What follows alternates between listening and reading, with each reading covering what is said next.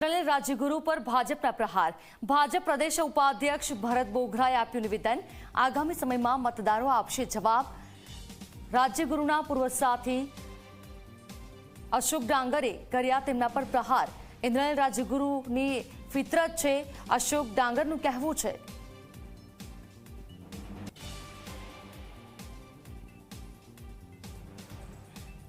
પૂજ્ય બાપુએ ગાંધી બાપુએ એક રાષ્ટ્રપિતા તરીકે બિરુદ મેળવીને દેશની આઝાદી અપાવી છે।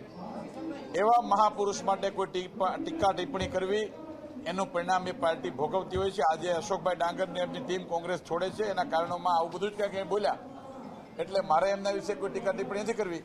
પરંતુ પૂજ્ય બાપુ જેવા પવિત્ર વ્યક્તિ માટે કોઈ ટીકા ટિપ્પણી કરે તો દેશવાસીઓ અને ગુજરાતવાસીઓને માફ નહીં કરે। એનું પરિણામ ચૂંટણીના પરિણામોમાં દેખાશે। જે મહાત્મા ગાંધીએ આ દેશને આઝાદી આપી છે,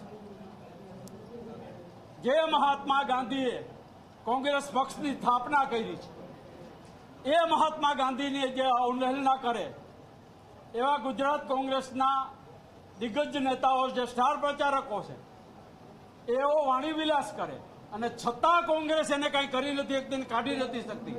કારણ કે કોંગ્રેસની આજની સ્થિતિ એવી છે કે મારો ઈ સારો, સારો ઈ મારો નહીં, અને એ જ્યારે ચાલુ છે ગુજરાત પ્રદેશ કોંગ્રેસની અંદર, અને એટલા માટે આજે આ કેસરીઓ ધારણ કર્યો છે।